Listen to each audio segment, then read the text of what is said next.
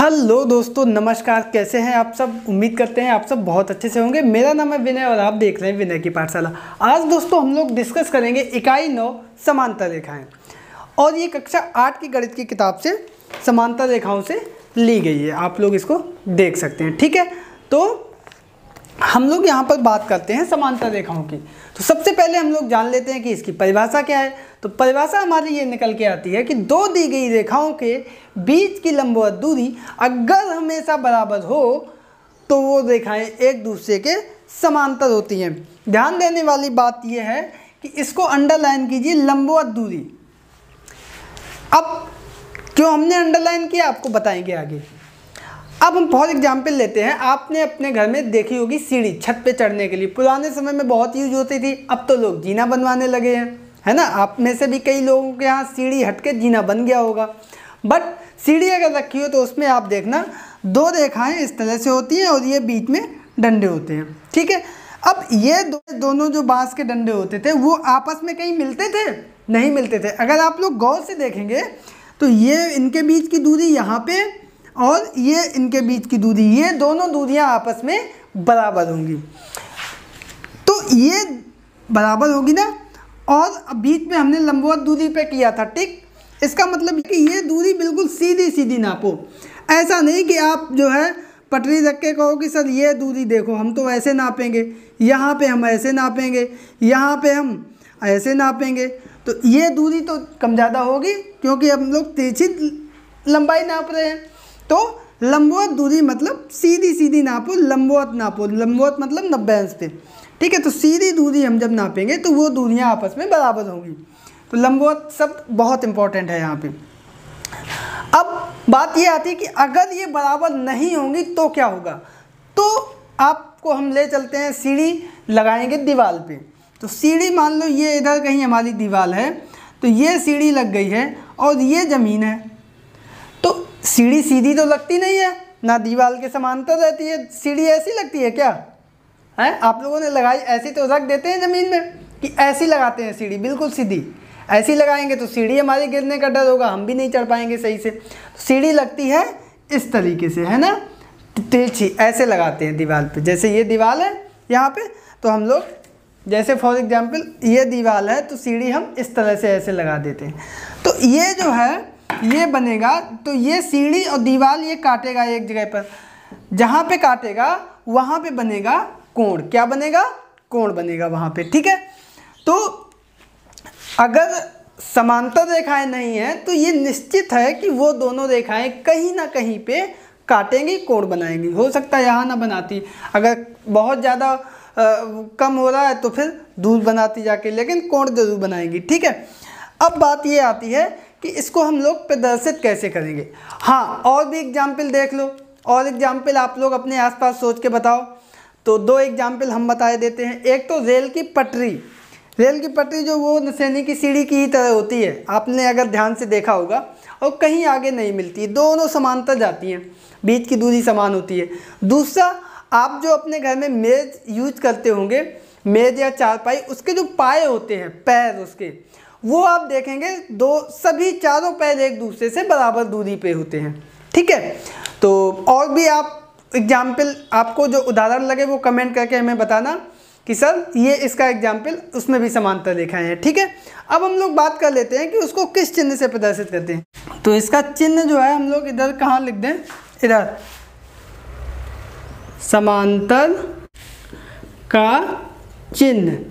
तो अगर L और M दो रेखाएं समांतर हैं तो उसको प्रदर्शित करने के लिए L समांतर होगी M के, इस तरीके से हम लोग इसको लिखते हैं, ठीक है। तो अब हम लोग चलते हैं, इसके कुछ नियम हैं उसको देख लेते हैं। तो पहला प्रगुण हमारा यहाँ से निकल के आता है कि एक ही रेखा के समांतर दो रेखाएं परस्पर समांतर होती हैं। जैसे मान लीजिए एक ये रेखा पहले से दी गई है, ठीक है। एक छोटी सी चीज़ आपको बता दें, ये दोनों तीर इधर इधर लगे हैं, इसका मतलब ये है हमारी रेखा, ठीक है।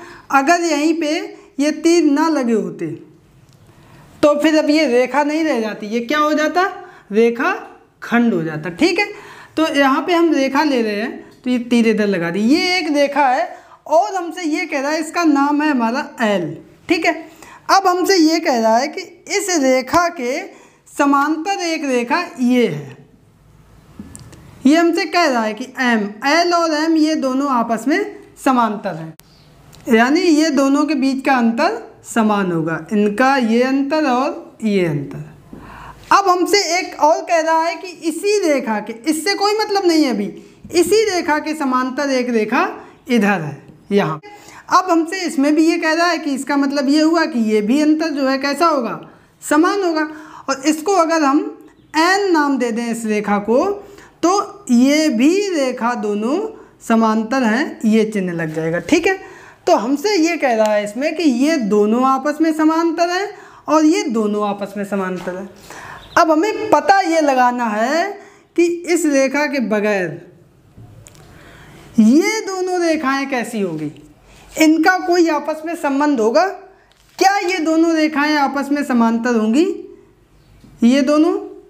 तो वही ये प्रगुण बता रहा है कि जी हाँ, M और N, ये M और ये N ये भी आपस में कैसी होगी, समांतर होंगी। यही इस प्रगुण में बताया गया है कि अगर हमें दो अलग अलग रेखाएं दी जाएं समांतर, तो इसका मतलब वो दोनों रेखाएं भी समांतर होंगी। ये हो गया हमारा पहला प्रगुण। अब इसका जो दूसरा प्रगुण है वो हमारा ये है, तो उसके लिए हम यहाँ पे 2 डाल देंगे और ये जो समांतर लिखा हुआ है इसकी जगह पर हो जाएगा लंबवत,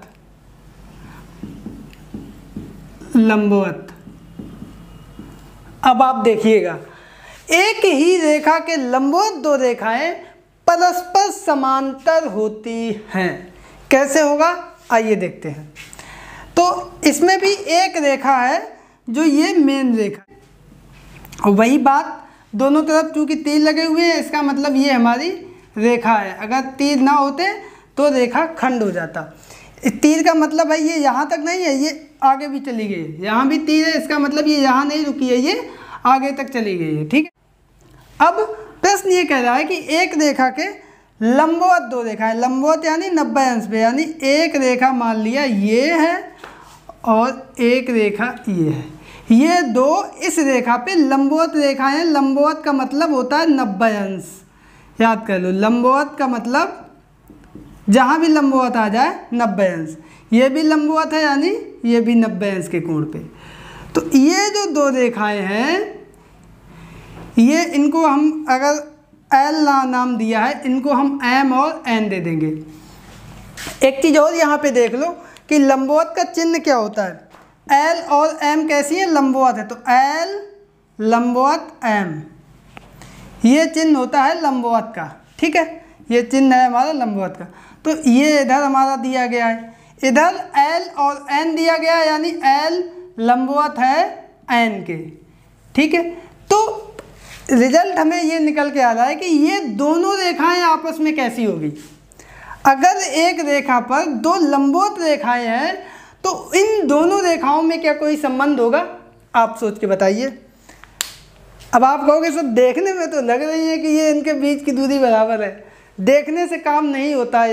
यहाँ पे हमारे नियम और जो भी निर्णय, जो भी प्रगुण होते हैं, उन पे आधारित हमारा काम होता है। तो हाँ, चूंकि ये भी लंबवत है, ये भी लंबवत है, तो ये प्रगुण हमारा ये कह रहा है कि इसका मतलब ये दोनों रेखाएं M और N आपस में कैसी होगी, समांतर होंगी। कैसी होंगी, M व N समांतर होंगी। ये हमारा दूसरा प्रगुण होगा, यानी ये हमारा दूसरा नियम निकल के आ गया। तो एक बार रिपीट कर लेते हैं। पहला नियम ये था कि एक ही रेखा के समांतर 2 रेखाएं परस्पर समांतर होती हैं, और दूसरा है कि एक ही रेखा के लंबवत 2 रेखाएं परस्पर समांतर होती हैं। तो इन्हीं दोनों प्रगुण पर आधारित हमारी दोनों एक्सरसाइज हैं। पहले प्रगुण पर पहली एक्सरसाइज जो कि हमारी 9A है, और दूसरे प्रगुण पर दूसरी एक्सरसाइज यानी 9B है। तो सबसे पहले हम लोग देखते हैं एक्सरसाइज 9A। तो दोस्तों यहाँ पर हमारा पहला प्रश्न दिया गया है एक्सरसाइज 9A का कि दी हुई रेखा AB से 5 सेमी की दूरी पर एक समांतर रेखा खींचिए।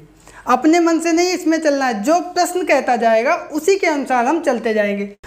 तो दोस्तों यहाँ पे सबसे पहले हमसे कहा था दी हुई रेखा ए बी, तो हमने सबसे पहले एक रेखा खींच ली ए बी किसी भी लंबाई की, ठीक है। ये हो गई ए बी रेखा।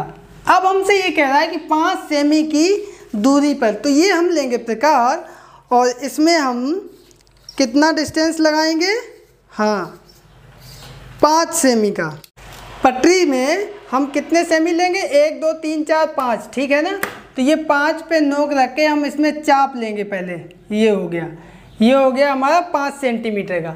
अब 5 सेमी की दूरी पर समांतर रेखा खींचनी है, तो कहीं भी 2 जगह से, एक तो यहाँ से हम चाप लगा देंगे और एक इधर से हम चाप लगा देंगे, ठीक है।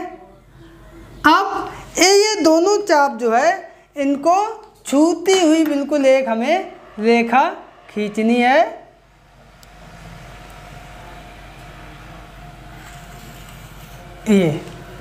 तो ये हमारी रेखा हो गई इस ए बी रेखा के समांतर, हमने नाम दे दिया सी डी। ये दूरी कितनी है, 5 सेंटीमीटर। तो ये हमारा ए बी समांतर है सी डी के, ये हमारा आंसर आ गया। आई होप कि आपको समझ में आ गया होगा। तो दोस्तों अब चलते हैं प्रश्न नंबर 2 पर।